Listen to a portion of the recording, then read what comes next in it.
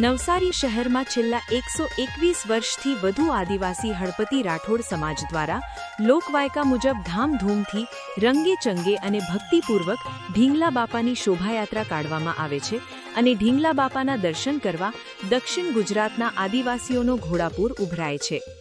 અષાઢી અમાસના નવસારીના દાંડીવાડથી પૂર્ણા નદી સુધી શોભાયાત્રા યોજાય છે, જેમાં દક્ષિણ ગુજરાતમાંથી હજારો શ્રદ્ધાળુઓ હાજર રહે છે।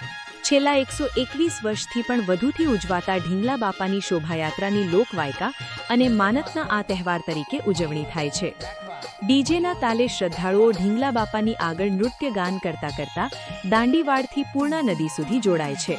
ઢીંગલા બાપા વિશે વધુ માહિતી આપતા રાઠોડ સમાજ જણાવે છે કે ભારતમાં અંગ્રેજો હતા તે સમયે નવસારી શહેરના દાંડીવાડ વિસ્તારમાં કોલેરાનો રોગ ફાટી નીકળ્યો હતો। આ વિસ્તારના આદિવાસી સમાજના લોકો પારસી સમાજના એક યુવાન કે જે દારૂ અને તાડીના પિઠ્ઠા ચલાવતો હતો ત્યાં નોકરી કરતા હતા।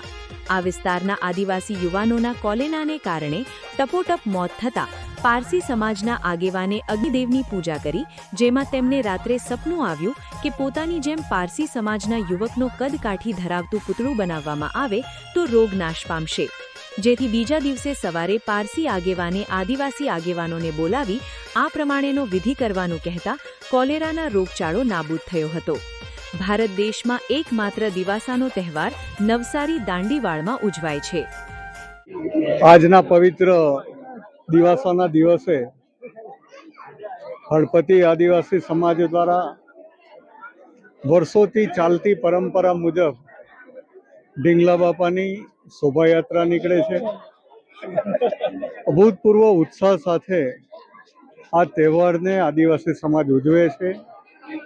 પરંપરાગત રીતે વર્ષો વર્ષ આ તહેવાર હર્ષો ઉલ્લાસથી ઉજવવામાં આવે છે।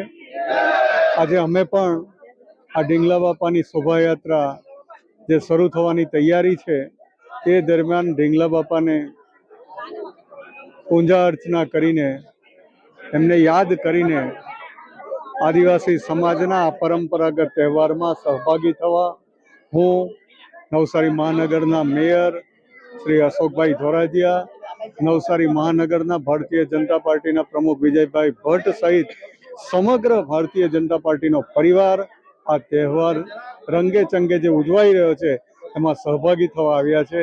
સૌ આદિવાસી સમાજને આ ઢીંગલા બાપાની શોભાયાત્રા દરમિયાન આ દિવાસાના દિવસે હું શુભેચ્છા પાઠવું છું।